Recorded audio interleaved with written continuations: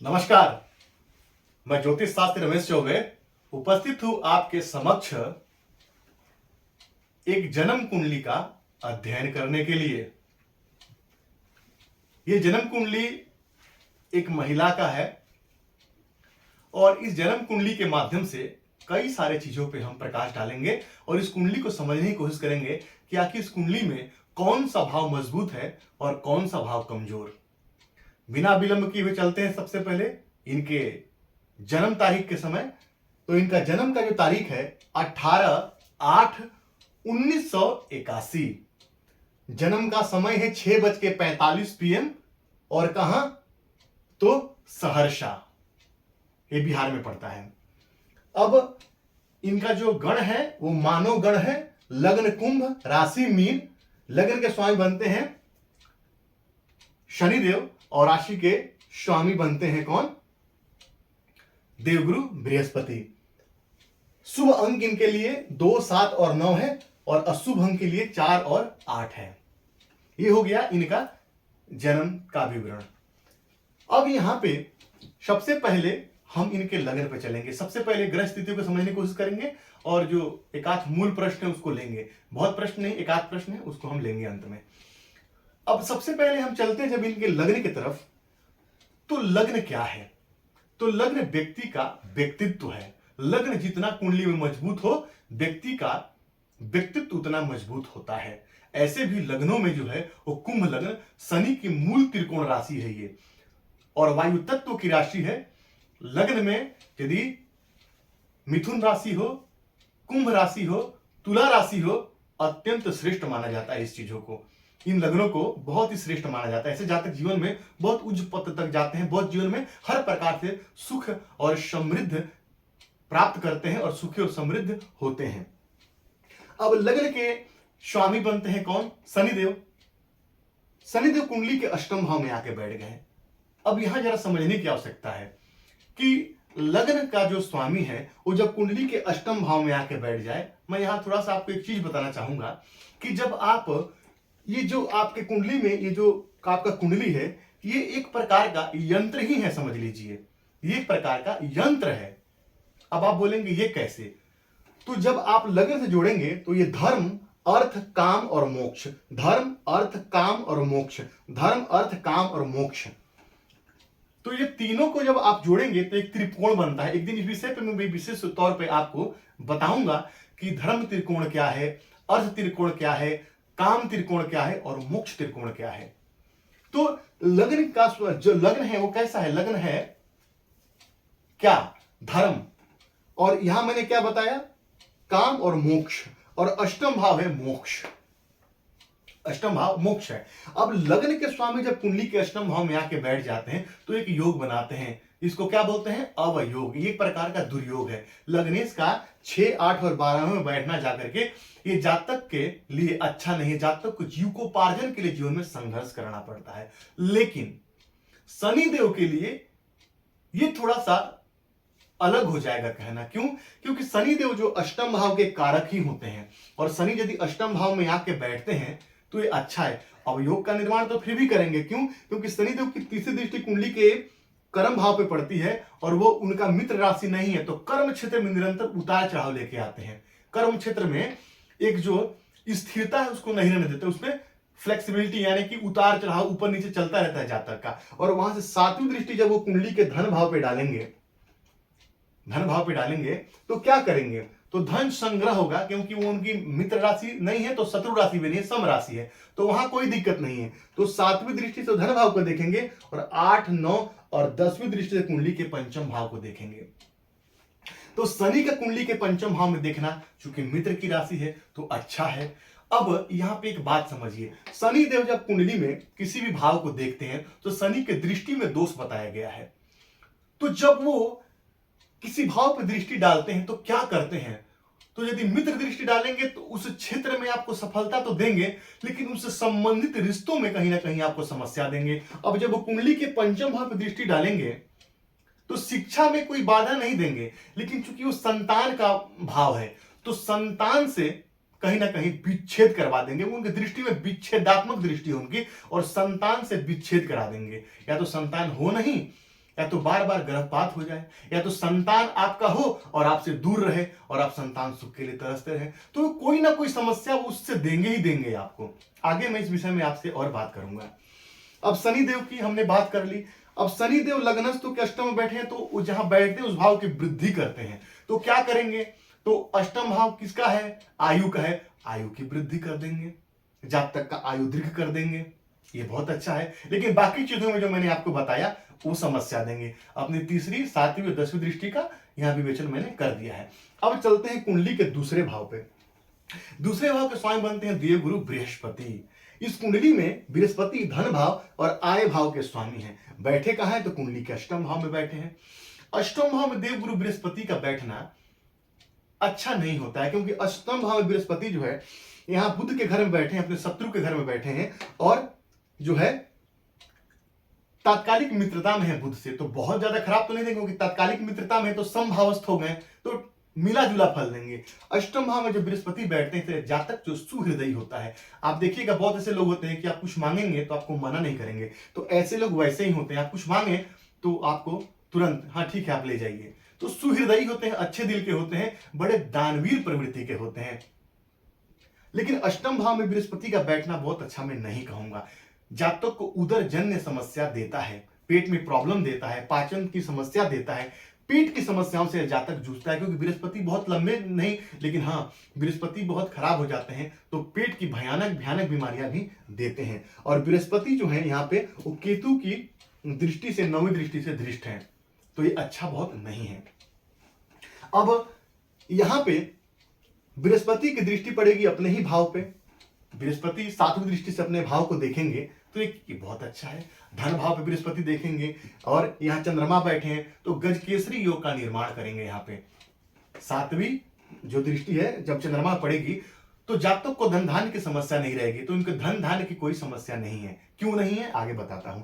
5वीं दृष्टि कुंडली के 12वें भाव पे पड़ेगी। केतु मोक्ष के कारण है, और मैं बताया आपको कुंडली का 12वां भाव जो है वो मोक्ष का भाव है। तो जब केतु पे बृहस्पति की दृष्टि पड़ेगी तो ऐसा जातक का आध्यात्मिक होता है, ऐसा जातक अध्यात्म की तरफ उसका ध्यान जाता है। क्योंकि अष्टम में बृहस्पति बैठे हैं तो अष्टम मैंने आपको बताया कि अष्टम भी क्या आएगा, तो ये भी क्या है, धर्म अर्थ काम और मोक्ष भाव है। और वहां से बृहस्पति की दृष्टि जब केतु पे पड़ेगी तो केतु मोक्ष का कारक है और 12वें भाव। तो मोक्ष, दरअसल मोक्ष है क्या, मोक्ष क्या है, मृत्यु का मोह भंग हो जाना ही मोक्ष है। जब व्यक्ति को मृत्यु से कोई डर नहीं रहे तो वही मोक्ष है। और जब वो सतमार्ग पे चल के और जब प्रभु के प्रति, जब प्राप्ति के प्रति बढ़ता है और प्रभु में जब लीन हो जाता है तो उनको सारे चीजों से मुक्त हो जाता है, तो वही मोक्ष है और कुछ नहीं। मृत्यु के मोह का भंग हो जाना ही मोक्ष है। तो ये बहुत अच्छा है। ऐसा जातक अध्यात्म की तरफ यदि बढ़े तो अध्यात्म में बहुत अच्छी सफलता प्राप्त कर सकता है। आगे बढ़ते हैं। यहां पे 7वीं 8वीं 9वीं दृष्टि कुंडली के दूसरे भाव, चौथे भाव पर पड़ेगी। शत्रु दृष्टि है लेकिन फिर भी बृहस्पति की दृष्टि में अमृत है। तो बृहस्पति जब यहां देखेंगे तो भूमि वाहन मकान सबका सुख जातक को देंगे। कुंडली में यहाँ पे तीसरे भाव के जो स्वामी बनेंगे वो बनेंगे मंगल। तीसरे और कर्म भाव के स्वामी मंगल बनते हैं। कहां बैठे हैं, तो कुंडली के पंचम भाव में। अब जरा समझिए कि कुंडली के पंचम भाव में मंगल जैसे गर्म ग्रह का बैठना, चूंकि स्त्री की कुंडली है और पंचम भाव से हम गर्भ भाव का विचार करते हैं, और पंचम पति बुध का जाके कुंडली के सप्तम भाव में बैठना, और शुक्र का जाके कुंडली के अष्टम भाव में, बृहस्पति का भी जाके वहां अष्टम भाव में बैठना। अब यहां मंगल जब कुंडली के पंचम भाव में बैठेंगे तो चूंकि ये गर्म ग्रह हैं और यहां पे शनि की दृष्टि भी पड़ रही है, तो और भावपति कैसे हैं, तो भावपति कुंडली के सप्तम में बैठे हैं जाकर के, और एक तरफ से राहु और एक तरफ से शनि ने मिल करके और सप्तम भाव को पाप कर्तरी दोष में डाल रखा है। तो पाप कर्तरी दोष में सप्तम भाव यदि पड़ जाए तो क्या दाम्पत्य हमेशा खराब हो जाएगा? नहीं, ऐसी बात नहीं है। दाम्पत्य खराब नहीं होता है। क्या होगा, पति के सुखों में कमी होगी। इसके कई कारण हो सकते हैं। हो सकता है कि पति कहीं दूर नौकरी कर रहा हो, ऐसा ही है, पति इनके साथ नहीं रहते हैं, पति कहीं दूर नौकरी कर रहे हैं और ये कहीं माने सुखों में पति के कमी। तो ये सप्तम भाव जब पाप कर्तरी दोष में हो तो यही ऐसा देखने को अक्सर आता है। मैंने कई सारे कुंडलियों में चीज देखा है। तो पंचम भाव मंगल बैठे, पंचम पति पाप कर्तरी दोष में जाके बैठे हैं, और पंचम भाव पे शनि की दृष्टि है, तो इनका ऐसा कई बार हुआ कि बहुत बार इनका गर्भपात की स्थिति बनी और कई इनके संतान खराब हो गए, क्योंकि मंगल ने यहां पे अपना काम किया। अब इनको जो है एकमात्र पुत्री ही है, पुत्र नहीं है। समझिएगा, बहुत इंपॉर्टेंट विषय, पुत्र इनको नहीं है, एक पुत्री ही है और पुत्र की चाह ये रखती हैं। लेकिन मैं आपको एक बात बता दूं कि यहां पे जो है शुक्र जाके कुंडली के अष्टम भाव में नीच राशि में बैठे हैं और इनका नीचत्व भंग नहीं है, इनका नीचत्व भंग नहीं हो रहा है, क्योंकि बुध की कहीं से दृष्टि इस पर नहीं पड़ रही है। लेकिन कई लोगों का ऐसा मानना है कि अष्टम में यदि शुक्र बैठ जाते हैं तो नीच भंग हो जाता है, लेकिन ये एक विकल्प है और कुछ नहीं है। तो यहाँ पे शुक्र की निचता भंग नहीं हो रही है। तो शुक्र है क्या? तो शुक्र यदि खराब होते हैं तो स्त्रियों को लगते हैं स्त्री जन्य रोग देने। ऐसे में क्या होता है कि संतान प्राप्ति में समस्या आती है, एक का फॉर्मेशन नहीं होता है। तो बहुत मन्नतों के बाद 1981 का जन्म है, बच्ची इनकी बहुत बड़ी नहीं है, बहुत मन्नतों के बाद एक इनको पुत्री ही है, पुत्र नहीं है। तो दूसरे संतान के बारे में इन्होंने जो जिज्ञासा किया है मुझसे, वो मुझे थोड़ा सा कमजोर दिखाई दे रहा है, क्योंकि पंचम भाव का कारक कौन होता है? देवगुरु बृहस्पति। वो पीड़ित है, वो अष्टम में बैठे हैं, केतु से दृष्ट होकर बैठे हैं, तो ये बहुत अच्छा मुझे दिखाई नहीं दे रहा है। साथ ही साथ जो है 1, 2, 3 और 4 मंगल की दृष्टि भी पड़ती है। और मंगल कैसे? तो मंगल भी एक उग्र ग्रह ही है, ये भी एक तरह से सूर्य के जैसे ही विच्छेदात्मक ग्रह है और शनि के जैसे। तो मंगल की दृष्टि भी पड़ गई अष्टम पे, तो इनको इस चीजों में समस्या है। तो मैंने आपको बताया कि पंचम पति का पाप करते हुए दोष में होना, पंचम भाव के कारक का जाकर अष्टम में केतु से दृष्ट होकर बैठना और पंचम भाव में मंगल का बैठना, पुत्र संतान प्राप्ति में थोड़ा सा असुविधा मुझे दिखाई दे रहा है। यहां कहीं ना कहीं समस्या है। लेकिन प्रकृति जब आपको कुछ देती है तो कुछ आपसे लेती भी है, प्रकृति का नियम है। मैंने अभी थोड़ी देर पहले आपको बताया कि मोक्ष भाव में केतु का बैठना और देवगुरु बृहस्पति का दृष्टि पड़ना जातक को मोक्ष की तरफ आकर्षित करेगा, अध्यात्म की तरफ खींच के ले जाएगा। तो पुत्र का न होना भी एक तरह से, क्योंकि आजकल के अभी का जो समय है, पुत्र पुत्री में कोई विशेष अंतर नहीं है, बल्कि पुत्र न होना भी अपने आप में एक बहुत बड़ा कारण है। ये मैं आपको कभी और इस विषय पे चर्चा करके बताऊंगा, क्योंकि पुत्र आता ही है आपको पग पग पे आपका इस संसार से मोह भंग करने के लिए। आपको जगह जगह यदि गलती से कुपुत्र निकल गया, आपको इतनी यातनाएं, इतनी दुख देगा। आजकल आप देखते होंगे माँ बाप को मारते भी हैं लड़के। तो ये क्या होता है? संसार से मोह भंग करता है। और अंत काल में जब जातक की मृत्यु हो जाती है तो शमशान घाट पे जब जातक जाता है तो मुंह में अग्नि दे करके, और आत्मा देखती रहती है, क्योंकि आत्मा मरने के बाद भी कुछ दिन तक इस पृथ्वी के भ्रमण करती है, पृथ्वी पर रहती है। तो अंत काल में बचा खुचा मुंह भी क्या होता है? मुखाग्नि दे करके, और उसके अंत में जो है वो मुखाग्नि देने के बाद में, यानी कि मुंह में आग लगाने के बाद में सारे मुंह वहां भंग हो जाता है। और वो आत्मा जो है वो कहीं ना कहीं इन चीजों को देख करके और बड़ा संताप पाती है। तो पुत्र रहना या न रहना ये अपने आप में एक अलग विषय है। तो अच्छा है, जो प्रभु ने दिया उस पे ही चलिए, उसके हिसाब से रहिए, कोई दिक्कत नहीं है। तो यहां पुत्र संतान प्राप्ति मुझे समस्या दिखाई दे रही है। यहां संतान को लेकर के समस्या है, क्योंकि मैंने बोला था कि शनि की दृष्टि है तो क्या करेंगे? विच्छेद करेंगे संतान से, तो वो समस्या है। पंचम में मंगल बैठेंगे, अपनी चौथी दृष्टि से मैंने आपको बताया अष्टम को देखेंगे, तो क्या करेंगे? तो सर्जरी इत्यादि के योग बनाएंगे, क्योंकि शनि की दृष्टि मंगल पे, मंगल की शनि पे, ये सर्जरी, तो इनका जो है 1-2 सर्जरी भी हो चुका है। और यहां से दृष्टि डालें कुंडली के आय भाव पे, आय के रास्ते खोलते रहेंगे, और दसम और अपनी 8वीं दृष्टि कुंडली के व्यय भाव पे डालेंगे। उनका उच्च की दृष्टि है, व्यय होगा, अच्छे कामों में घबराने की आवश्यकता नहीं है। अब यहां पे बुध का मैंने आपको बताया कि बुध यहाँ पे पंचम, अब यहाँ पे जो है मंगल की, अब यहाँ पे शुक्र की चर्चा करेंगे। शुक्र यहाँ पे चौथे भाव के स्वामी है और भाग्य भाव के स्वामी, बैठे नीच के हैं। तो सुख भाव का स्वामी यदि कुंडली के अष्टम भाव में नीच का बैठा हुआ है तो शुक्र जो है सुखों में कमी लेके नहीं आएंगे आपको। लेकिन जो समस्या मैंने बताया कि लगते हैं जननेंद्रियों से संबंधित समस्या देने, तो वो तो देंगे वो, और वो इनको दिया है उन्होंने, परेशान किया है इन्होंने। अब भाग्य का स्वामी यदि कुंडली के अष्टम भाव में आके बैठ जाए तो जिंदगी में चैलेंजेस बहुत रहते हैं, बहुत समस्या आएंगी जिंदगी में, कदम कदम पे चले। लेकिन यदि जातक कमर कस के यदि उसको एक्सेप्ट करे तो आगे बढ़ते चला जाता है। ये भाग्यपति का अष्टम में बैठने का फल है। नीच के हैं, घबराइए मत, ऐसे कोई बात नहीं है, सुखों में कोई कमी नहीं आएगा, और सुखों में इनको कोई कमी भी नहीं है। क्यों नहीं है मैं आगे बताता हूं आपको। बुध का मैंने बताया कि बुध जो है, और शुक्र का एक आध बात बता दूं कि शुक्र यहां से बैठ करके और अपनी उच्च दृष्टि डालेंगे कुंडली के धन भाव पे, धन में कोई कमी नहीं रहेगा, क्योंकि शुक्र और चंद्रमा का आमने सामने हुई गजकेसरी योग, और शुक्र और बृहस्पति और शुक्र ये दोनों ही जो चंद्रमा के आमने सामने रहे तो ये दोनों एक प्रकार का गजकेसरी योग बनता है। बृहस्पति वाला आध्यात्मिक और शुक्र वाला जो है चंद्रमा से संबंध हर प्रकार का सुख धन धान्य से परिपूर्णता देने वाला, दोनों का अलग अलग महत्व है। अब यहाँ पे बुध मैंने आपको बता दिया कि पंचम पतियों के सप्तम में बैठे हैं, सप्तम पति के साथ बैठे हैं, ये बहुत अच्छा है। यहाँ पे सूर्य जो बैठ करके सप्तम भाव में थोड़ा दाम्पत्य में कभी कभी ईगो प्रॉब्लम लेके आएंगे, लेकिन बुध भी वहां बैठे हैं तो बहुत समस्या नहीं होगी। जैसे मैंने आपको बताया कि पाप कर्तरी दोष में सप्तम भाव है, तो जीवन साथी से थोड़ी दूरी रहेगी और जीवन साथी के सुखों में कमी होगा, जीवन साथी घर से दूर है, कभी कभार जो आना जाना होता रहता है इत्यादि, तो थोड़ी सी समस्या तो है ही। अब बुध जो है पाप कर्तरी दोष में है, तो बुध को यहाँ पे ठीक करने की आवश्यकता है। क्या उपाय करेंगे अंत में बताऊंगा। चौथे, यहाँ पे कुंडली के षष्ठ भाव के स्वामी बनते हैं कौन? चंद्रमा। वो कहां बैठे हैं? कुंडली के दूसरे भाव में। जब षष्ठ भाव का स्वामी कुंडली के दूसरे भाव में चला जाए, और चंद्रमा ऐसे भी कैसे हैं? केमद्रुम दोष में, उनके दोनों तरफ कोई ग्रह नहीं है, और यहाँ राहु की 9वीं दृष्टि और शनि की 7वीं दृष्टि से भी दृष्ट है, यानी कि चंद्रमा पीड़ित है। 2 शुभ ग्रह की दृष्टि पड़ रही है, 2 पाप ग्रह की दृष्टि भी पड़ रही है। 2 शुभ ग्रह किसकी किसकी? बृहस्पति और शुक्र की, और पाप ग्रह किसकी? राहु की और शनि की। तो शनि की दृष्टि, और इनको जो है मीन राशि है तो शनि के 7.5 चल रही है। अब स्वास्थ्य को लेकर बड़ी परेशान है ये। क्यों?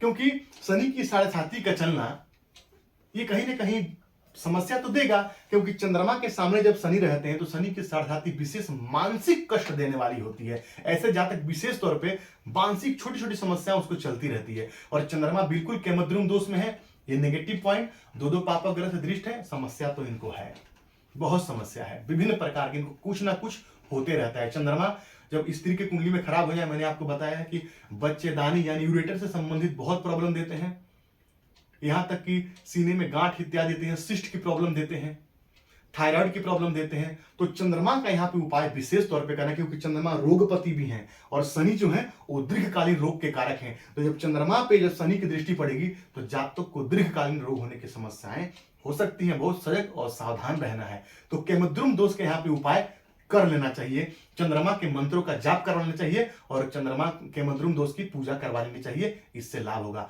भगवान भोलेनाथ की सेवा भी करना चाहिए, शिवलिंग पे डेली 1 लोटा जल देना चाहिए, और नमः शिवाय मंत्र का जाप करना चाहिए। केमद्रुम दोष का मैंने आपको उपाय बता दिया। साथ ही साथ जो है शनि की 7.5 है, हनुमान जी के शरणागत हो जाइए, डेली हनुमान चालीसा का पाठ कीजिए। प्रत्येक शनिवार को जो है 7 पाठ 7 टाइम, और मंगलवार को 7 पाठ कीजिए हनुमान चालीसा का संकल्प लेके, आपको इसी से बचाव आपका होगा। और पीपल के पेड़ में जो है 1 लोटा जल अर्पित कीजिए, और प्रत्येक अमावस्या और शनिवार को जो है सरसों के तेल का दीपक संध्या काल में जलाइए, इससे आपको राहत मिलेगी। डेली संध्या काल में ओम सम शनिश्चराय नमः या ओम प्राम प्रीम प्रोम स शनि मंत्र का 108 बार जाप कीजिए, इससे भी आपको लाभ होगा, आपको शांति मिलेगी।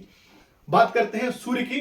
तो सूर्य यहां कुंडली के सप्तम भाव में ही बैठे हैं। अब जरा समझिए, यहां पे षडबल में इनका सबसे मजबूत ग्रह सूर्य ही है, और सप्तम भाव इनका सबसे मजबूत है षडबल में।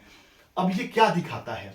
अब ये दिखाता है कि जो जीवन साथी होगा वो किसी विशेष रुतबा वाला होगा, क्योंकि सूर्य जो है नवांश कुंडली में इनके उच्च के बैठे कुंडली के 4थे भाव में, बहुत ही अच्छा, बहुत ही बढ़िया। तो इनका जीवन साथी जो है वो बहुत अच्छे पद पे है, बहुत उच्च पद पे है, और हर प्रकार से संपन्न है, और समाज में प्रतिष्ठित नहीं अत्यंत प्रतिष्ठित है। उनका वर्चस्व समाज में है, बहुत से लोग उनको जानते हैं, बहुत से लोग उनका सम्मान करते हैं। तो जीवन साथी वाला मामला यहां सबसे अच्छा, क्योंकि षडबल में सूर्य मजबूत है, और सप्तम भाव भी षडबल में सबसे ज्यादा मजबूत है। ये बहुत अच्छा है। अब समझ गए, इसीलिए इस विषय को मैंने रोका था। लेकिन पाप करते हुए दोस्त भी अपना काम करेगा तो जीवन शांति के सुखों में कमी है, क्योंकि वो दूर रहते हैं। आगे बढ़ते हैं, क्योंकि यहां बुधादित्य योग भी है।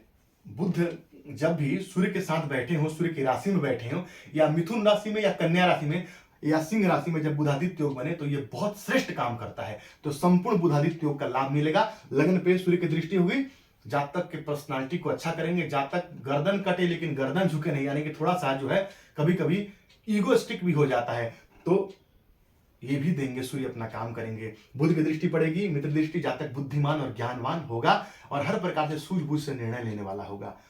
शुक्र का बता दिया मैंने, मंगल का बता दिया, लगभग सारे ग्रहों की चर्चा हमारी हो गई। राहु का मैंने बताया कि यदि कुंडली के षष्ठ भाव में राहु बैठे हैं, घबराने की कोई आवश्यकता नहीं है। शत्रुहंता योग का निर्माण करते हैं ये, और ऐसे जातक को जो है उनके शत्रु के प्रति उनको कोई एक्शन करने की जरूरत नहीं है। सप्तम में जब छठे भाव में जब राहु बैठते हैं तो कहते हैं तुम कुछ मत करो, मैं अपने आप तुम्हारे शत्रुओं का संहार करते रहूंगा, तो उससे घबराने की कोई आवश्यकता नहीं है। अब थोड़ा सा नवांश कुंडली की तरफ चलते हैं। नवांश कुंडली जो है वो मकर लग्न का है, यानी कि यहाँ पे ये भी शनि देव का लग्न है और लग्नपति शनि कुंडली के पंचम में बैठे हैं, लग्न का स्वामी ज्ञान में बैठा है, बहुत अच्छा है। और इस कुंडली में जब देखूं तो शनि की स्थिति यहाँ पे अच्छी है और सूर्य जो है उच्च के बैठे हुए हैं, और इनको दशा क्या चल रही है, तो इनको शुक्र की ही दशा चल रही है। और शुक्र यहाँ पे कुंडली के दूसरे भाव में बैठे हैं, कहाँ के, सुख भाव के स्वामी होकर के और पंचम भाव के स्वामी होकर के, अच्छा है। यहाँ शुक्र की स्थिति अच्छी है। अब यहाँ पे शुक्र की जो इनको दशा चल रही है, तो इस दशा में बहुत परेशान थी, बहुत सारी समस्याओं से जूझ रही थी, क्योंकि शुक्र कहीं ना कहीं नीच का बैठा है, अपना काम तो करेगा ही करेगा वो। तो इनको मैंने कहा कि शुक्र के मंत्रों का फिर जो है आप जाप करवाइए, चंद्रमा के मंत्रों का, शुक्र के मंत्रों का इन्होंने जाप भी किया। और यहाँ पे मैं इनको ये भी कहूंगा कि हो सके तो बुध के लिए आप कम से कम 7 कैरेट का पन्ना पहनिए, और शुक्र के लिए भी आप एक ओपल पहन सकते हैं, क्योंकि इस लग्न में शुक्र कहीं भी बैठेंगे आपको अच्छा ही फल प्रदान कर देंगे। तो शुक्र के लिए पन्ना जो ओपल पहन सकते हैं, कोई समस्या यहाँ पे नहीं रहेगी। और जो छोटे छोटे उपाय बताया उसको करते रहिए। भगवान गणेश की सेवा कीजिए, ओम गंग गणपति मंत्र का जाप कीजिए और भगवान गणेश को डेली दुर्वा चढ़ाइए, इससे भी आपको बहुत लाभ होगा। तो ये छोटे छोटे उपाय करते रहिए। शुक्र के मंत्रों का डेली संध्या काल में जाप कीजिए, इससे भी लाभ होगा। आगे बढ़ते हैं। यहां पे देखिए इनका चंद्रमा राहु के साथ बैठा है, यानी कि यहां पे चंद्रमा भी पीड़ित है। चंद्रमा इनका बहुत ज्यादा पीड़ित है। चंद्रमा बहुत पीड़ित हो जाता है, मानसिक रूप से बहुत परेशान कर देता है। जातक के पास सब कुछ रहेगा लेकिन उसका सुख नहीं भोगने देगा। और शनि और बृहस्पति का मैंने, शनि और शुक्र का मैंने आपको बताया कि शनि क्या है, शनि नीरस है, और शुक्र है रश का कारक, जिंदगी में सुखों का कारक है, दाम्पत्य का कारक है। तो जब शनि के साथ शुक्र बैठते हैं तो दोनों एक दूसरे से अपोजिट हैं, तो शनि क्या करते हैं, उन चीजों में लगते हैं कमी करने, सुखों में। सब सुख है लेकिन जातक फिर भी कहीं ना कहीं जातक परेशान रहेगा, चाहे वो मानसिक रूप से परेशान है, और उसका सुख नहीं ले पाएगा। ओपल पहनने से लाभ निसंदेह होगा। यहाँ पे मैंने आपको दिखा दिया कि सूर्य जो है बहुत अच्छे हैं। यहाँ सप्तम पति यहाँ पे उच्च होकर बैठे हैं, बहुत बढ़िया है। और यहाँ पे बृहस्पति भी कुंडली के पंचम भाव में बैठे हैं, नवमांश कुंडली में। अब यहाँ पे जो है एक, इनको मैंने आपको बताया कि पुत्री संतान इनको एक है, मैंने बहुत सारे जत्नों के बाद, बहुत परेशानियों के बाद एक पुत्री संतान इनको है। तो यहाँ पे शनि देव बैठे हैं और सप्तम पति जो है वो कुंडली के दूसरे भाव में बैठे हैं। किसी पाप ग्रह से पीड़ित तो नहीं है, लेकिन फिर भी जो है यहाँ बृहस्पति और शनि का बैठना इनको संतान प्राप्ति में सहयोग किया और इनको एक संतान हुई। अब संतान के लिए विशेष तौर पर जो है वो सप्तमांश कुंडली देखना चाहिए। तो उसमें भी मैंने जाके देखा तो कोई विशेष मेरे को दिखाई नहीं दिया। ठीक है, आगे उपायों से हो सकता है जीवन में कि एक और संतति प्राप्ति का योग बन सकता है। आगे बढ़ते हैं। यहां पे राहु के साथ चंद्रमा पीड़ित है, मैंने आपको बता दिया। बुध का मैंने बता दिया, मंगल षष्ठ भाव में बैठे। लगभग ग्रहों की स्थिति जो नवांश कुंडली में ठीक ठाक है। एक चंद्रमा बहुत ज्यादा पीड़ित है, और चंद्रमा यदि पीड़ित हो तो जातक का कम से कम 70-80% समस्या चंद्रमा की वजह से ही कुंडली में होता है, तो ये ठीक नहीं है। तो चंद्रमा का मैंने इनको आपको उपाय बता दिया है, इनको वो उपाय करने से लाभ होगा। आगे बढ़ते हैं। इनका जो लग्न है वो राहु की नक्षत्र में बैठा है। इनका सूर्य जो है 1 डिग्री पे बैठा है, लेकिन षडबल में मजबूत है और वहां उच्च का बैठा है। केतु के नक्षत्र में बैठा है। चंद्रमा जो है शनि के नक्षत्र में बैठे हैं और शनि से दृष्ट होकर बैठे हैं। तो शनि की 7.5 दिन को अभी शुरू हुई है, बहुत कष्टदायी रहने वाली है। इसलिए मैंने बोला है कि चंद्रमा का आप मंत्रों का जाप और केमुद्रम दोष की शांति करवा लीजिए। बुध इनके 10 डिग्री पे केतु के नक्षत्र में बैठे हैं। बृहस्पति इनके 15 डिग्री पे चंद्रमा के नक्षत्र में बैठे हैं, ये बहुत अच्छा है। शुक्र 6 डिग्री पे बैठे हैं सूर्य के नक्षत्र में। शुक्र के नक्षत्र में बैठना अच्छा नहीं होता है। शुक्र का सूर्य के नक्षत्र में बैठना अच्छा नहीं होता है, वो कहीं ना कहीं दाम्पत्य जीवन में समस्या देता है, दाम्पत्य सुखों में कमी कर देता है। इसलिए मैंने ओपल पहनने के लिए कहा इनको, कम से कम 9-10 कैरेट का ओपल आप पहनिए। शनि इनके 13 डिग्री पे चंद्रमा के नक्षत्र में बैठे हैं, और राहु शनि के नक्षत्र में और केतु जो है सूर्य के नक्षत्र में बैठे हैं। और इनको अभी उल्का महादशा, योगिनी महादशा में इनको उल्का की दशा चल रही है, 2020 से 2026 तक चलेगी। और शनि की दशा है, उल्का की दशा, और यहाँ पे आप देख सकते हैं कि शनि की इनको 7.5 में चल रही है, इसलिए परेशानी ज्यादा है। तो उल्का में की दशा चल रही है, तो शनि के मंत्रों का जाप मैंने बता दिया है, करने से यहां भी लाभ होगा और शनि की 7.5 में भी लाभ होगा। सडबल में सबसे मजबूत सूर्य, फिर उसके बाद में शनि सडबल में मजबूत है, इसीलिए कहीं ना कहीं जीवन में हर प्रकार से इनको, क्योंकि ये हाउस वाइफ हैं, कुछ नहीं करती हैं, लेकिन किसी भी चीज की जीवन में कमी नहीं है, क्योंकि मैंने बताया कि पति जो है अत्यंत समृद्धशाली व्यक्ति हैं। शुक्र 5 अंश लेके बैठा है, यानी बहुत मजबूत नहीं है। बृहस्पति के पास भी देखिए, बृहस्पति भी सडबल में कमजोर है और बुध भी कमजोर है, बुध पंचम पति है, सडबल में कमजोर है, इसलिए मैंने पन्ना बोला। और कुछ कुछ इनको मैंने संतान के लिए उपाय भी बताया है। परेशानी तो है, लेकिन फिर भी प्रयत्न करें, प्रभु की कृपा निस्संदेह हो सकती है। बुध कमजोर, बृहस्पति कमजोर सडबल में, तो इनके लिए मैंने उपाय बता दिया है इनको। और चंद्रमा के पास भी 4 अंक हैं, तो लगभग ये इनके सडबल की स्थिति है। और भाव बल में जो है सबसे मजबूत जो इनका 7वां भाव है, उसके बाद 6ठ भाव है, यानी कि रोग, ऋण और रिपु का भाव। और 6ठ भाव जब बहुत ज्यादा बलवान हो जाता है, तो मैं कहता हूं कि हमेशा थोड़ा बहुत कर्ज में रहिए, ताकि रोग और जो है ऋण में आपका पैसा ना जाए। रोग, ऋण और रिपु का भाव है, तो आप थोड़ा सा ऋण में रहेंगे, हमेशा थोड़ा लोन भरते रहेंगे थोड़ा बहुत, तो आप उन दोनों चीजों से बचे रहेंगे। तो सडबल के बता दिया। 12वां भाव भी बहुत मजबूत है, तो क्या होगा, तो जातक थोड़ा खर्चीला भी होगा, जातक थोड़ा खर्च भी करेगा बहुत ज्यादा, लेकिन फिर भी ठीक है, धन आ रहा है, तो धन जाने में क्या दिक्कत है। तालाब का पानी यदि रुका रहता है तो सड़ जाता है, लेकिन नदी का पानी का बहाव लगातार होता रहता है, तो क्या हो, जल शुद्ध रहता है। तो ये लगभग उनकी कुंडली का एक जो हमने एनालिसिस किया, एक विश्लेषण किया। मुख्य इनका प्रश्न यही था, अपने स्वास्थ्य को लेकर के मैंने बता दिया, और संतान को लेकर मैंने बता दिया। संतान पति सडबल में बुध बहुत कमजोर है और पाप करते दोष से पीड़ित भी है। उपाय करने से हो सकता है, क्योंकि फाइनल डिसीजन हमेशा जो है हरि के हाथ में होता है, उपाय करना हमारे हाथ में होता है। तो ये प्रयत्नशील रहेंगी। तो नमाज कुंडली में शनि और बृहस्पति दोनों बैठे हैं, बृहस्पति पंचम में बैठे हैं, अकेले बैठते तो भावनाश करते, तो ठीक है, प्रभु की कृपा होगी तो निस्संदेह काम इनका बन जाएगा। तो ये इनके संपूर्ण कुंडली का विश्लेषण था।